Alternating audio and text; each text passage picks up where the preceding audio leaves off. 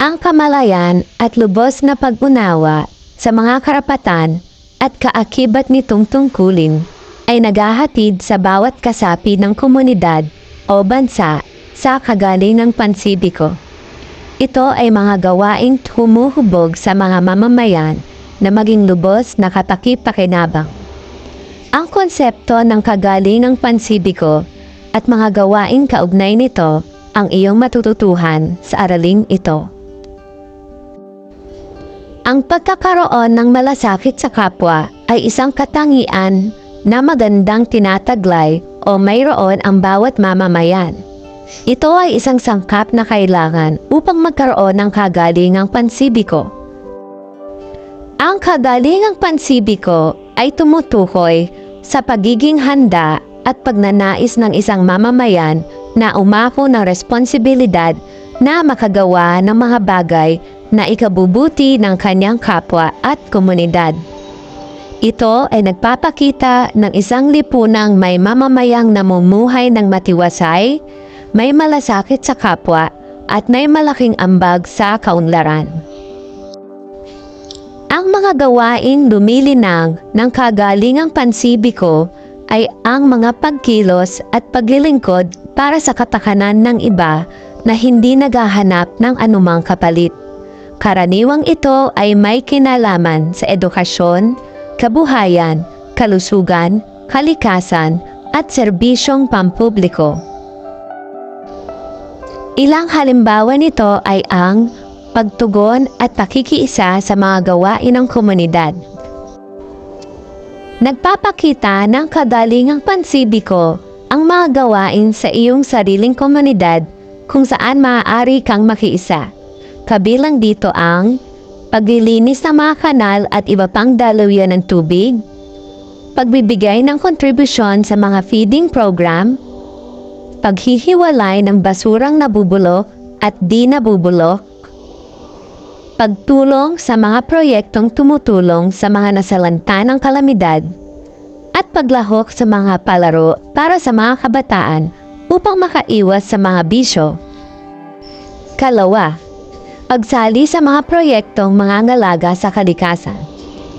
Ang mga gawaing nagpapakita ng pagmamalasakit sa kalikasan ay may tuturing ding kagalingang pansibiko, kaya't mabuting masalihan mo rin ang mga ito.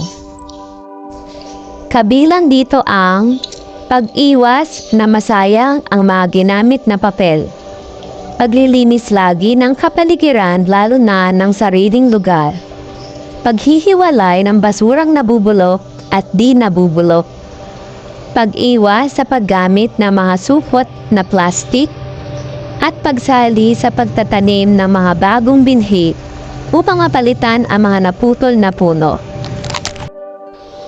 Ikatlo, ang pagbabahagi ng iyong talino at talento ay isa pa sa mga halimbawa ng kagalingang pansibiko sapagkat nakapagbibigay ito ng kontribusyon sa pagpapasaya sa ibang tao, lalo na kung ihahandog mo ito ng walang bayad.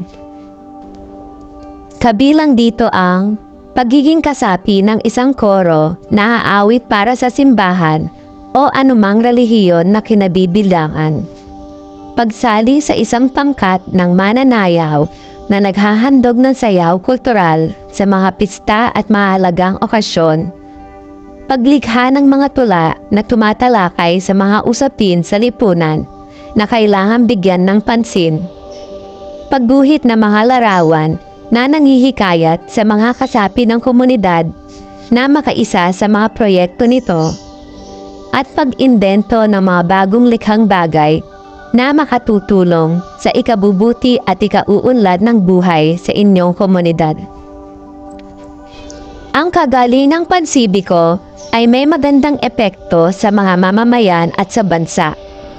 Ito ay may agaran at pangmatagalang epekto. Ang una ay maaaring kaagad na epekto o lunas. Ito ay nangyayari sa maikling panahon lamang at ang epekto ay panandalian lamang.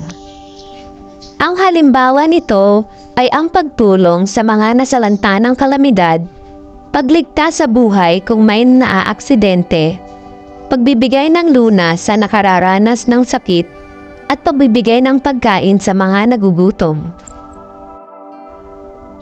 Ang ikalawa naman ay nagdudulot ng pangmatagalang epekto.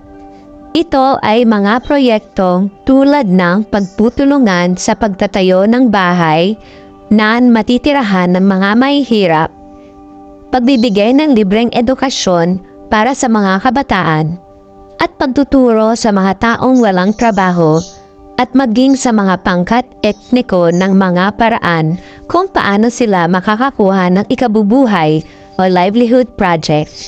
Sa pamamagitan ng mga ganitong proyekto, nabibigyan ng solusyon na may pangmatagalang epekto ang mga suliranin sa lipunan tulad ng kahirapan at kawalan ng pinag-aralan. Ang kagalingang pansibiko ay maaaring maipakita ng isang bata. May mga simpleng gawain lumilinaw ng kagalingang pansibiko sa mga bata. Ilan sa mga gawain ito ay ang pagtulong sa isang matanda o may kapansanan sa pagtawid sa kalsada o sa pagbuhat sa mga daladala nito, pakikipag-usap sa nakakatanda ng magalang at pagiging magiliw, pagtulong sa kaklase o kalaro, pagtangkilik sa mga produkto na pinagbibili sa sariling lugar, at pagsali sa proyektong Clean and Green ng sariling paaralan.